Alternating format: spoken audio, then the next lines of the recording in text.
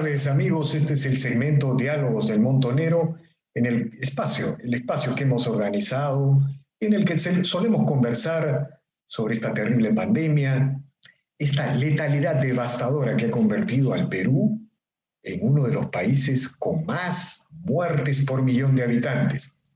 Y también conversamos sobre esta devastadora recesión que también ha convertido al Perú en la sociedad de ingreso medio que más destrucción va a causar en su economía. Hay 7 millones de desempleados en el Perú, pero no es solo un tema del Perú, es un tema mundial, es un tema global, es un tema de América Latina. América Latina, con la pandemia, ha sido sacudida en sus cimientos republicanos, en su economía, en fin, en todos los aspectos que tienen que ver con el desarrollo de las sociedades, de la viabilidad de la sociedad. Para conversar de estos temas hemos invitado a nuestro amigo, ya entrevistado permanentemente, bueno, no se puede decir permanentemente, es la segunda vez que lo entrevistamos, al señor Alexis López, un intelectual chileno, director de radio y televisión de Santiago de Chile, quien ha aceptado la gentileza de aceptar esta conversación. Buenas tardes, señor López, gracias por aceptar esta invitación. Víctor, muchísimas gracias al Montonero por haberme invitado nuevamente y abrirme el espacio para este diálogo. Digamos, siguiendo con el tema de la conversación pasada, para resumir en un brochazo, como se dice, en la conversación pasada hablamos de la revolución molecular disipada. Usted lo llamó la revolución molecular disipada, citando a este semiólogo Guattari, ¿no? Guattari. Pero en realidad, digamos, simplificando las cosas, lo que usted nos señalaba es que el marxismo se ha planteado una estrategia cultural de captación de los sentidos comunes de una sociedad y que ladrillo por ladrillo va desorganizando el modelo republicano, la economía de mercado, es decir, ladrillo por ladrillo, molécula por molécula, va desorganizando el sistema de libertades políticas y económicas de las sociedades de América Latina y particularmente en Chile. Sin embargo, usted recientemente ha presentado un nuevo trabajo, una nueva aproximación. El juego del Go, lo llama usted, ¿no? El juego del Go, citando este juego oriental como estrategia de la conquista de Santiago. Explíquenos por qué los peruanos, los latinoamericanos, que queremos defender la libertad y el sistema republicano, tenemos que ilustrarnos con este tipo de aproximaciones. ¿Cómo usted llega a denominar el juego del Go y la estrategia de la conquista de Santiago? Explíquenos, por favor. Cómo no, Víctor.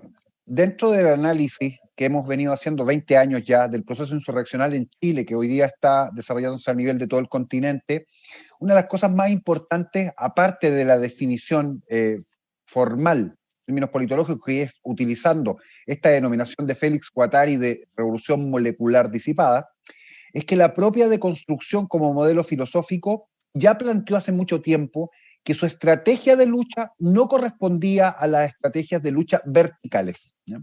¿Por qué? Porque se trata de un alzamiento de carácter horizontal. Y en un alzamiento horizontal o en un conflicto horizontal, para ser más estricto, operan estrategias distintas a las de conflictos verticales. Vamos a hacer una rápida analogía para que la gente lo pueda comprender. Un conflicto vertical es aquel tipo de conflictos que nosotros identificamos habitualmente con guerras, por ejemplo, entre estados, ¿no? Hay dos estructuras que son verticales, donde hay mandos definidos, hay un territorio de juego definido y donde los grupos o las acciones tácticas se efectúan desde sectores definidos en territorios que también están definidos. Lo estoy súper sintetizando. Entonces, la forma que uno tiene, y habitualmente en Occidente, cómo comprendemos el conflicto es como si fuese un juego de ajedrez tradicional. En un juego de ajedrez tradicional tenemos una estructura jerárquica, del rey hasta los peones, estructuras de líneas, ¿no?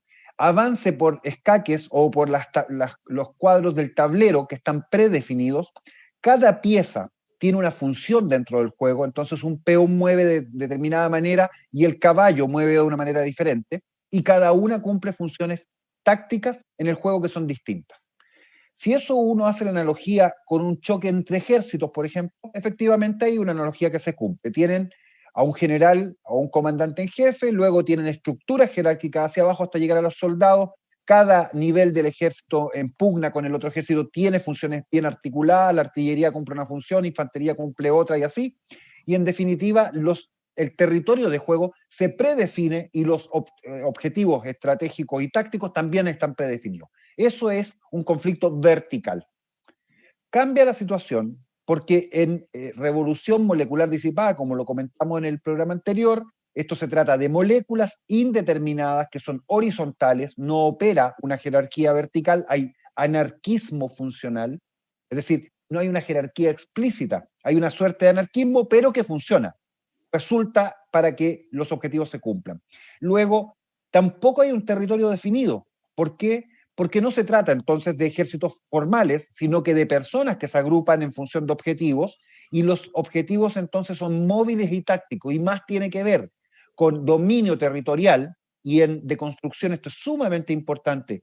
Territorio significa a la vez territorio físico, geográfico, y, más importante incluso, territorio mental, conquista ideológica.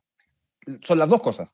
Y la suma de las dos cosas significa un argumento. Territorio en deconstrucción es poder. Quien controla, conquista, domina mayor cantidad de territorio físico, pero también ideológico, tiene más poder. Finalmente, ¿qué?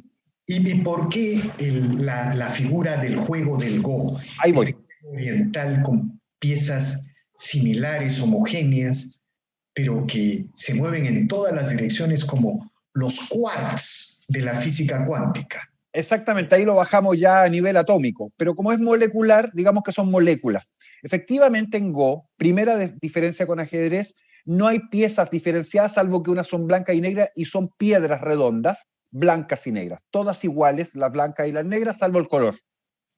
Actúan, en definitiva, como si fuesen moléculas, son indiferenciables. No veo en las piezas una jerarquía preestablecida porque no hay un rey, no hay una reina, no hay alfil, no hay caballos, no hay torres, no hay peones.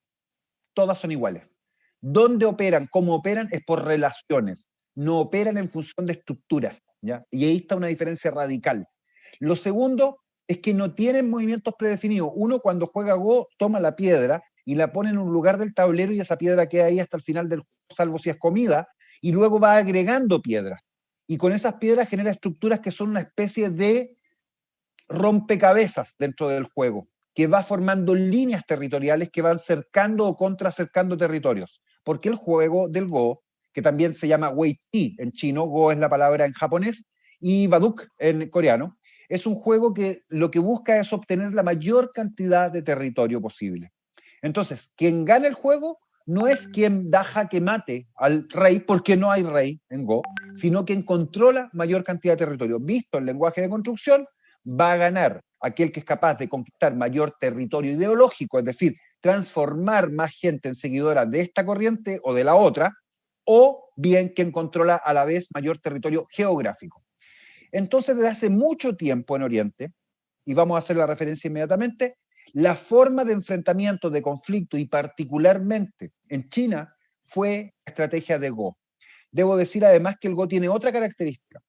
El Go es la base de las artes marciales. Entonces es un juego que tiene los mismos grados que tiene un arte marcial. Parte en los niveles más bajos en 35 Q aproximadamente, esa es la palabra. Y va subiendo hasta llegar a primer Q, luego pasas de primer a séptimo Dan, y después del Dan vienen los grandes maestros que no son más de 5 en todo el planeta, ¿ya? Es un juego que los japoneses dicen que para que un niño llegue a ser gran maestro tiene que hablar 5 idiomas y jugar Go a los 5 años, porque te demoras décadas en realmente ser gran maestro. Bueno. La figura es realmente interesante, pero si yo le pidiera, por ejemplo, que usted nos explicara con ejemplos concretos cómo la izquierda en Chile, digamos, hablemos antes de la pandemia, bueno, está en curso un plebiscito en Chile para cambiar la constitución, santo Dios, para cambiar esa constitución que le permitió a Chile convertirse en una sociedad de ingreso medio, de el ingreso per cápita más alto de América Latina, en la sociedad que redujo la pobreza por debajo de 10, 8, 7% antes de la pandemia. Bueno, esa constitución, que los chilenos, digamos, parecía que era el activo o el logro más importante de la historia del siglo XX, esa constitución está a punto de ser modificada. Pero está a punto de ser modificada porque antes de la pandemia hubo un movimiento preinsurreccional.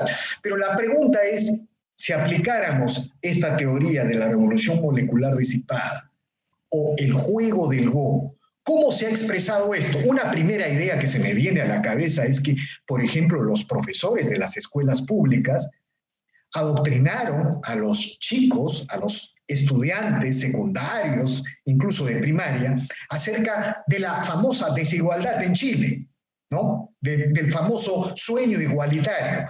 Pero explíquenos, ¿cómo se ha construido esto? Porque esto es muy importante para el Perú, para América Latina, para los amigos de Colombia, que también están enfrentando este tipo de estrategia. Explíquenos.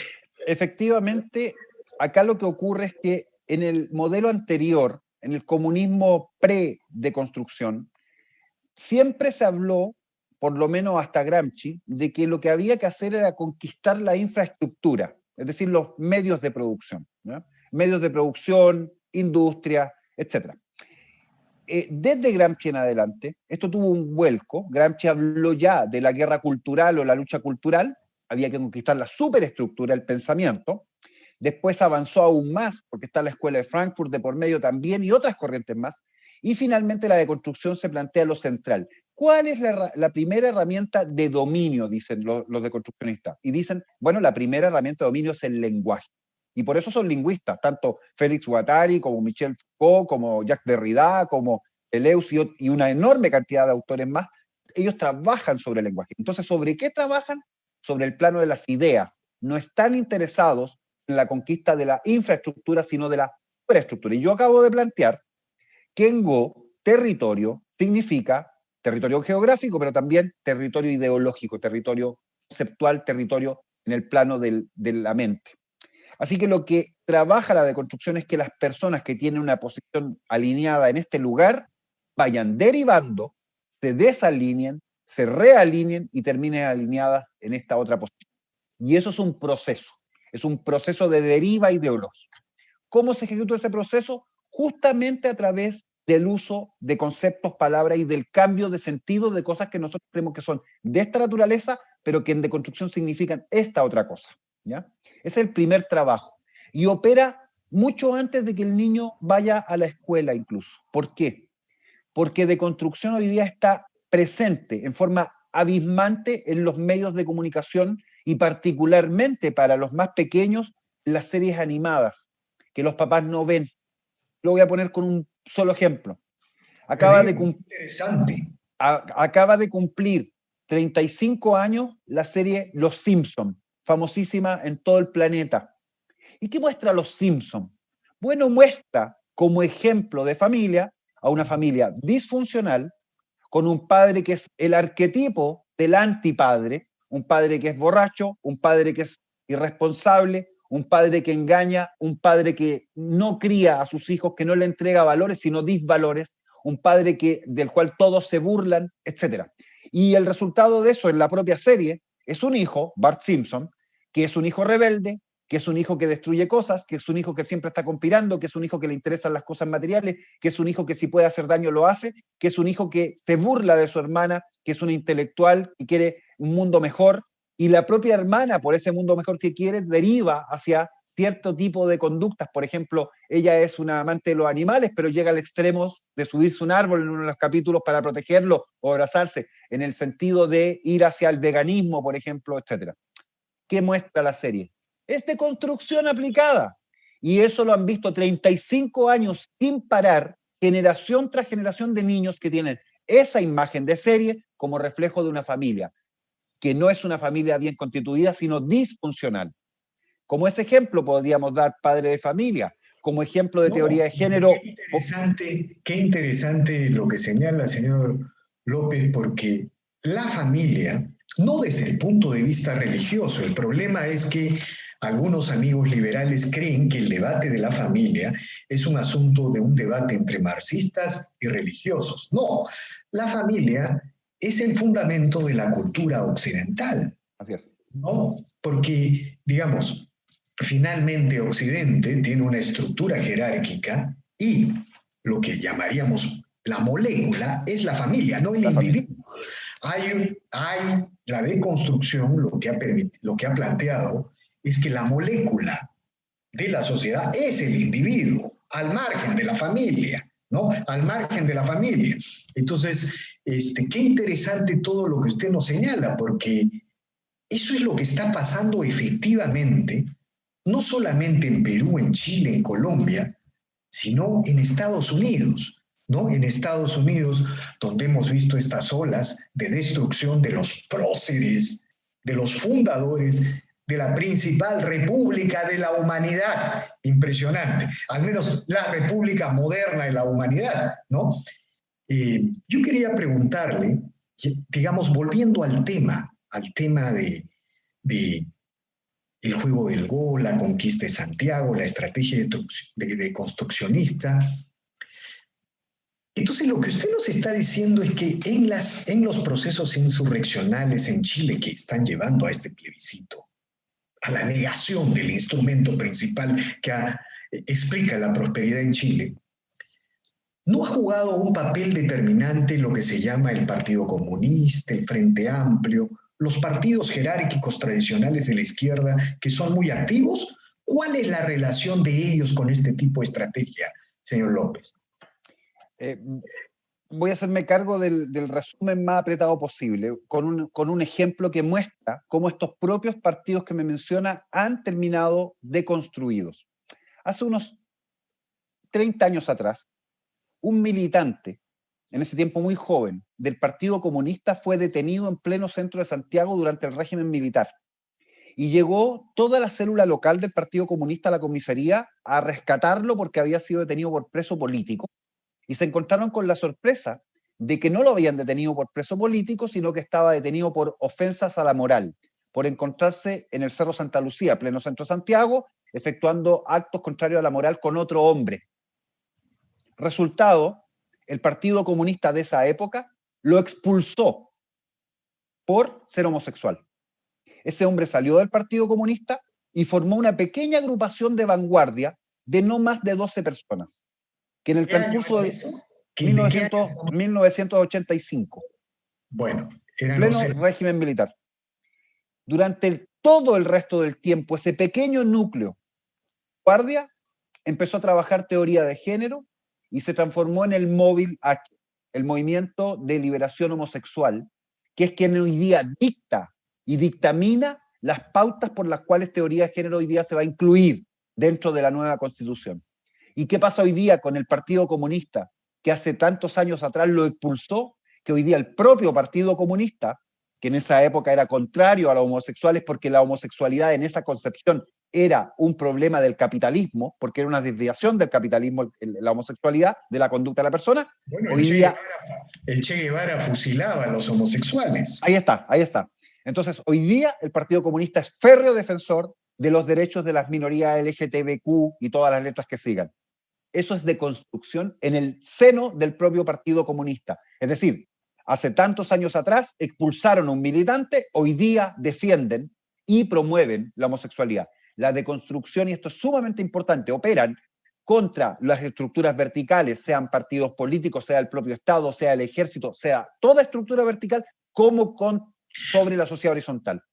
Pero entonces, ¿cómo van a, digamos, lo que, a ver si hemos entendido bien, señor López?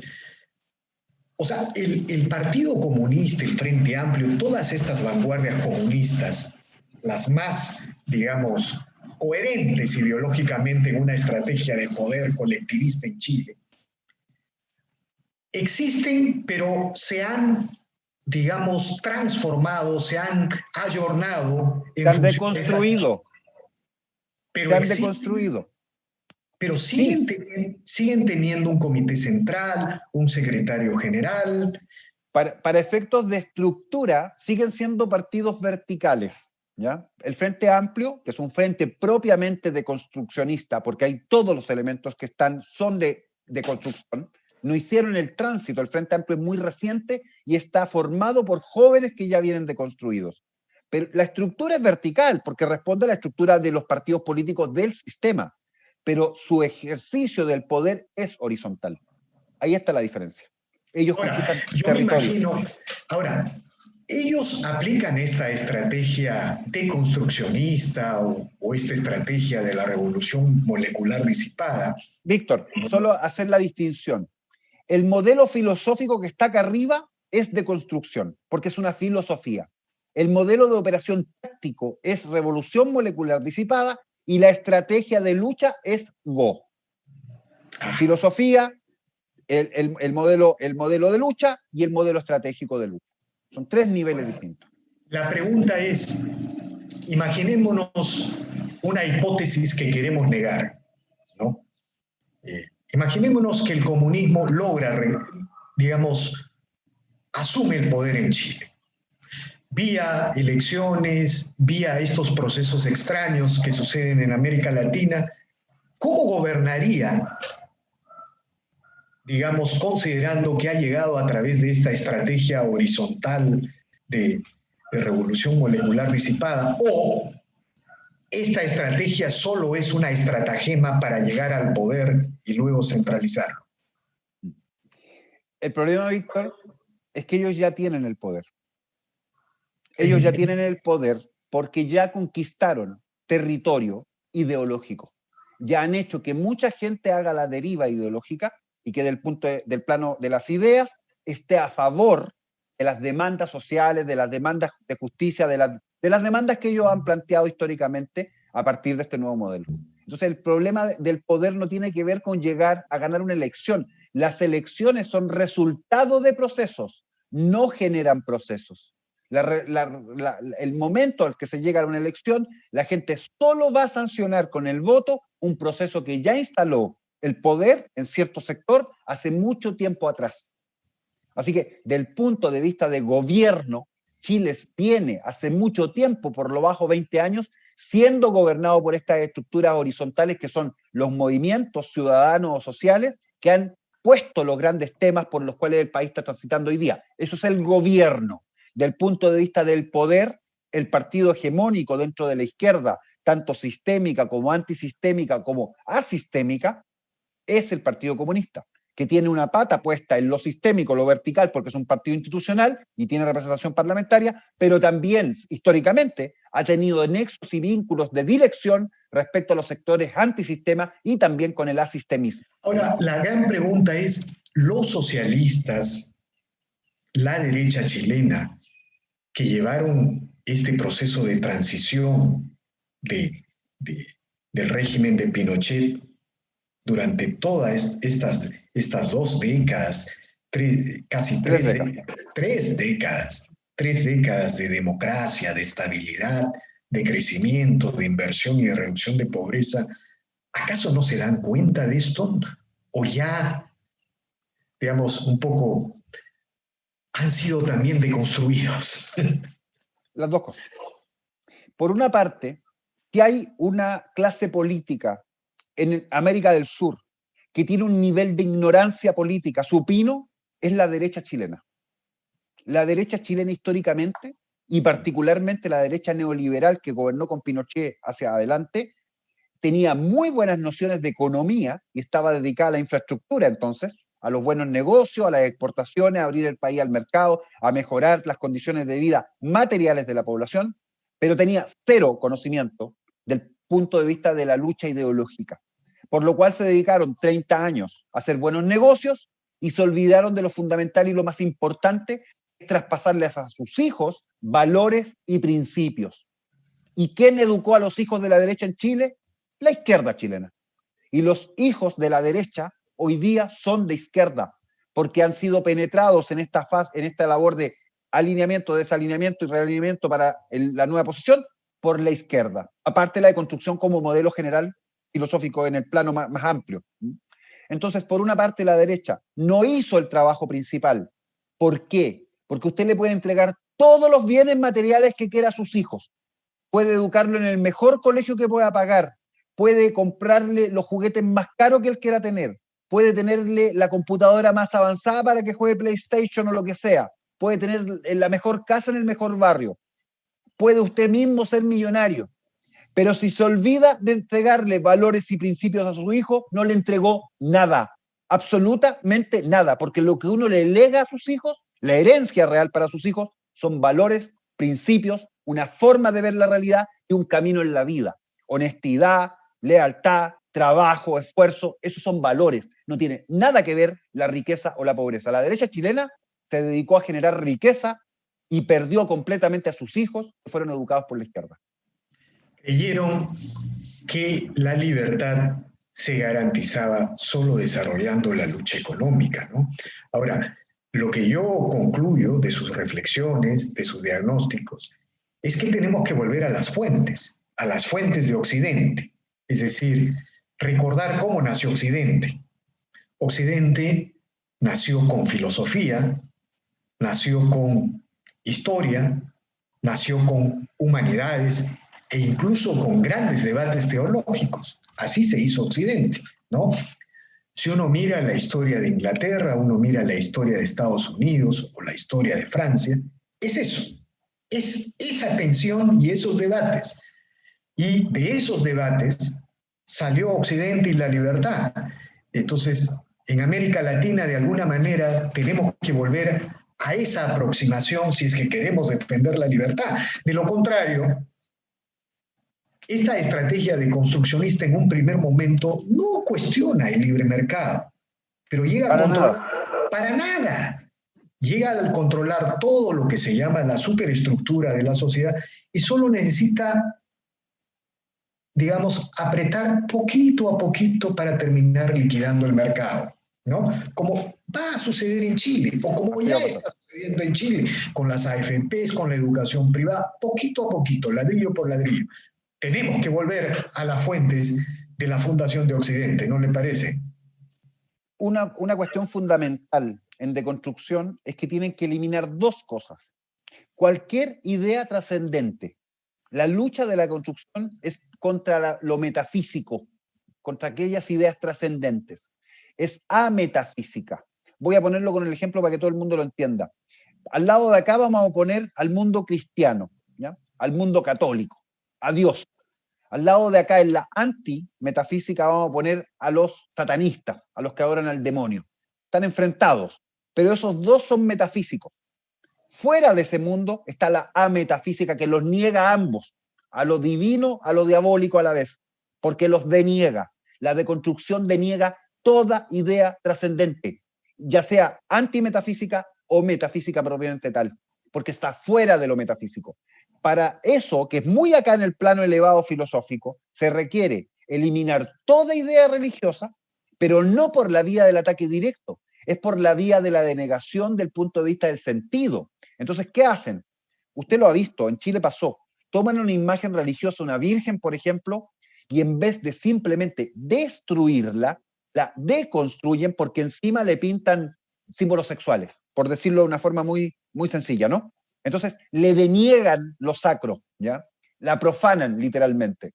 Por el lado de lo satánico, aspecto de lo metafísico también, el demonio es utilizado, y lo vemos en series de televisión, en cantantes, en música pop, etcétera, es utilizado como símbolo de rebeldía, pero también deslegitimando el sentido de lo maligno que tiene esa corriente antimetafísica. La deconstrucción opera sobre los dos planos, sobre lo antimetafísico y sobre lo metafísico en su conjunto. Por lo cual, toda idea trascendente, cualquiera sea, tiene un riesgo inminente de ser deconstruida. Y eso abarca, para que me siga, desde, por ejemplo, la masonería, que uno tendría a pensar es antitradicional, pero la masonería es metafísica en su concepción, va a ser deconstruida. Los masones tienen problemas hoy día porque tienen teoría de género medida dentro de las logias. Y hay mujeres lesbianas que están entrando a las logias o hombres homosexuales que le están pidiendo a las logias que los casen. Usted se imaginará el problema para la logia que nunca vio. Hasta lo más ortodoxo que pueda haber. Por ejemplo, atacan al hebraísmo más ortodoxo dentro de los sectores más radicales, o al islam más ortodoxo, o al cristianismo más ortodoxo. atacan toda metafísica. Primer problema. Y lo segundo fundamental, que ya lo anticipamos en la conversación antes, la familia como núcleo de la sociedad. Cuando logren desarticular la familia, y por eso están por matrimonio homosexual, por adopción homoparental, por rebaja de la edad de consentimiento para que se permita la pedofilia e incluso el incesto, porque viene después de pedofilia, incesto, legalizado, ¿ya? Van a destruir el núcleo de la sociedad. Y si destruyen la familia, la deconstruyen en definitiva, lo que pierde es la patria y por ende el Estado. Desconstruyen todo. ¿Ya? Ahí está la explicación. Ahora, digamos, a la luz de estas reflexiones, de estas aproximaciones, señor López, por ejemplo, sin abordar el análisis desde un punto de vista religioso, ¿no? Sino específicamente, digamos, desde un punto de vista filosófico. Yo recuerdo la última visita del Papa a América del Sur, ¿no es cierto? ¿De cuál Papa? Del Papa Francisco, ¿no? Del Papa Francisco, si no me equivoco. Fue a Chile, ¿no? Fue a Chile, no fue a Chile, ¿no? Fue el anterior Papa, si no me equivoco, ¿no? Juan Pablo. Pero, Juan Pablo, pero segundo. Él es el que fue seguramente. Me estoy equivocando seguramente, pero lo que me llamó en extremo la atención es la poca religiosidad del pueblo chileno. El poco, digamos, en comparación con el caso peruano, ¿no? Con el caso peruano, había una diferencia abismal pese a que vienen de las mismas tradiciones. La corona española, la conquista española, el mundo de la hispanidad. Eso es un avance, digamos, determinante en estas estrategias deconstruccionistas. Usted hace un muy buen análisis y lo que queremos comparar son los sectores de mayores ingresos, más ilustrados, los sectores medios altos de la población chilena. Absolutamente de acuerdo. Pero si usted va a los sectores de menos nivel de ilustración, entre comillas, de menor nivel cultural, los sectores de menos ingresos incluso, la población chilena, en términos genéricos, es profundamente religiosa y católica. Y si no es católica, es evangélica, ¿no? Y los evangélicos han avanzado en eso una enorme cantidad, han obtenido una enorme cantidad de espacio, porque hoy día, en términos muy generales, la mayor parte de la gente de menor ingreso en el país es evangélica, no es católica. Pero como sea, católicos o evangélicos, la base popular chilena sigue siendo extremadamente religiosa. Pero esto es muy interesante, ¿sabe por qué? Porque la posibilidad de negar toda trascendencia en una sociedad, es decir, la decisión de negar toda trascendencia en una sociedad, cualquier tipo de trascendencia. Bueno, es algo que incluso viene de la Revolución Francesa, se consolidó en la Revolución Bolchevique y luego en la Guerra Fría, digamos, fue parte de un sentido común. Pero en este mundo post-muro de Berlín, la posibilidad de negar las trascendencias nos lleva finalmente a una nueva religión atea que es absolutamente intolerante con todo lo que sea otra trascendencia. Por eso, más fuerte, Víctor, más fuerte incluso, porque todavía lo que usted me plantea está en dicotomías, ¿no? Es como si ellos estuvieran en contra de lo trascendente solamente, que significaría que serían antimetafísicos por definición. Ellos son ametafísicos. No hay trascendencia. No es que estén en contra. No hay. Desaparece toda trascendencia. Desaparece todo devenir. Quedamos en un evenir, que es la palabra técnica, ¿ya? Desaparece toda noción de algo superior porque no hay nada. Es nihilismo en el extremo. Y eso está fuera del campo de o metafísico en su conjunto, sea anti o ametafísico. Perdón, anti o metafísico probablemente tal. La ametafísica es el problema. Estamos hablando un lenguaje extremadamente alto desde el punto de vista del plano de las ideas, ¿no? Pero para bajarlo, para que la gente lo comprenda, no es que le van a venir a decir a usted que es un estúpido, que es un idiota y van a atacar la religión en sentido directo. No van a hacer eso. No van a meterlo preso ni lo van a matar por ser católico.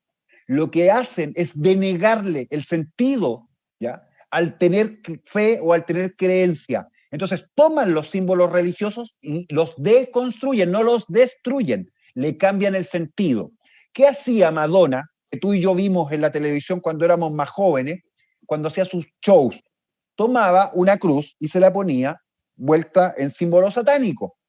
Pero el satanismo sensu stricto, si bien tiene el símbolo de la cruz invertida, lo hace dentro de un ritual y una ceremonia, no lo ocupa para hacer una música pop. Están deconstruyendo lo religioso, lo católico y también lo satánico por definición, ambos planos a la vez. Muy bien, señor Alexis López. Mire, yo le agradezco infinitamente este diálogo y le planteo algo porque, digamos, así surge en una conversación. Ya un día habrá tiempo para tomarse un café, que termine esta pandemia, que se termine la distancia social. ¿Qué le parece si en nuestro próximo diálogo hablamos del tema, del concepto de la familia, pero no desde el punto de vista religioso versus marxismo, sino del concepto de la familia como fundamento de la libertad, como fundamento de las sociedades libertarias que han existido en Occidente, como fundamento de resistencia antiestatal durante el siglo XX en la famosa Guerra Fría entre la cortina de hierro y Occidente. Perfecto. Porque una de las cosas, digamos, en la que han ganado estos deconstruccionistas es señalar el concepto, la idea de que quienes defienden las familias o la familia como concepto solo lo hacen desde un punto de vista religioso, desde un punto de vista de la revelación sagrada. Y eso no es así. No. En absoluto, porque usted tiene uno de los esquizes de deconstrucción, estas fracturas o grietas o quiebres por los cuales penetran y rompen entonces en grupos la sociedad, que es el feminismo radical. Y el feminismo radical lo que quiere es también la denegación de la familia tradicional por un problema de inversión de roles, ¿ya? Entonces, vamos a tener que mirar el fenómeno de la familia desde su origen de nuevo, para entender que lo religioso se superpuso a una cuestión que tiene mucho más que ver con nuestra necesidad de conformar núcleos humanos. Entonces, es sumamente importante el tema y con mucho gusto lo conversamos.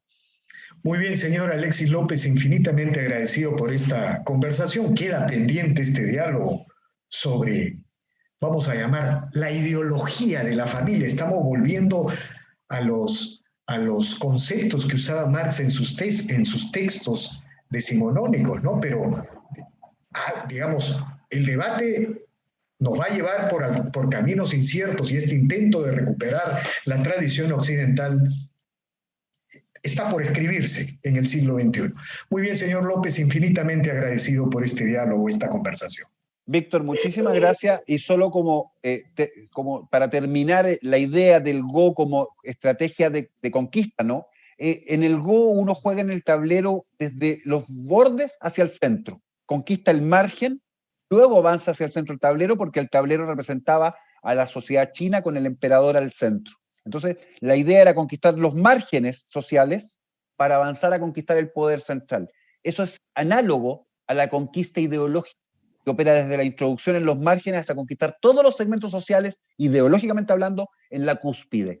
Ahí está la analogía de por qué el Go responde a la estrategia de dominio y control ideológico, político y territorial y de toda la sociedad, que tiene la deconstrucción y la revolución molecular disipada. Solamente quería cerrarlo porque nos quedamos con eso un poquito atrás. Muchísimas gracias por la invitación, Víctor. Gracias a usted, señor López. Bien, amigos, esta ha sido una nueva edición de Diálogos del Montonero.